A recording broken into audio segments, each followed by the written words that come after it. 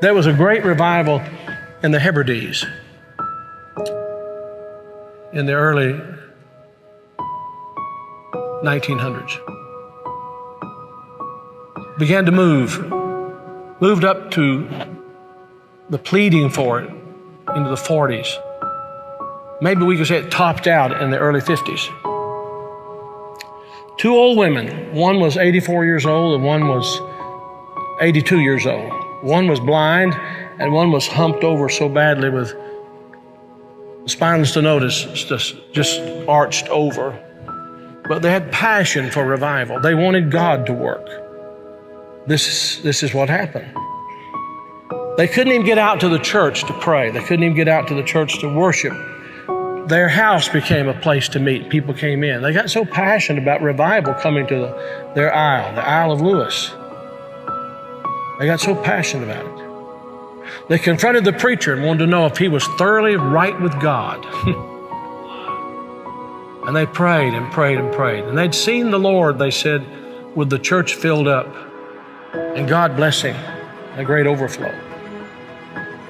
And the fire of God struck that tiny little obscure place off the coast of Scotland. And when it happened, there was a young teenage boy that got saved in it. His name was Donald. And the preacher became so dependent upon Donald and so close to Donald, he would ask him to lead in public prayers and help him with the meetings, and he did. Oh, how God worked. People began to hear about it, and the revival fire spread.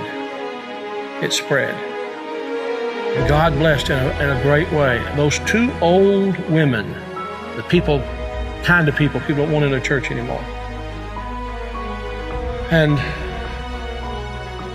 from that same island, there was a young girl who was a cousin to Donald Smith, who immigrated to America. Her name was Marianne Smith McLeod. She came to America in 1936. She met a man named Fred, and they were married. They fell in love. They were married. God blessed in a great way. And those old women were her aunts. And they came out of that fiery revival, They really experienced revival.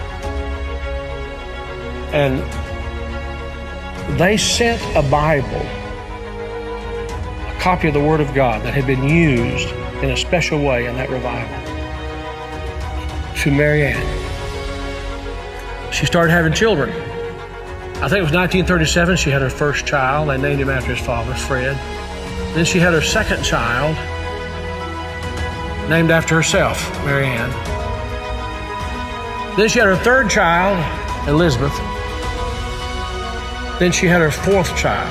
And she was so impacted by this teenage boy God had used in that revival of the Hebrides.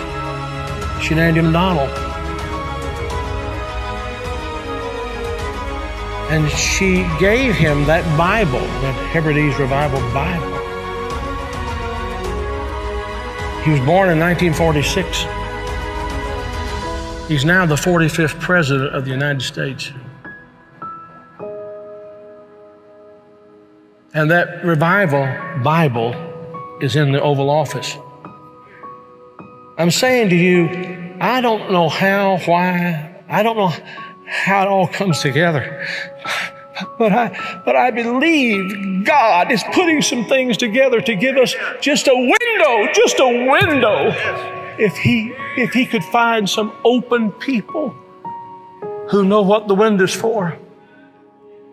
Can this be the time the window's open? Providentially, God has prepared the moment, and we will become the people of prayer, pleading with God. This is a plea. Will thou not revive us again? Will you be a part of that? Will you?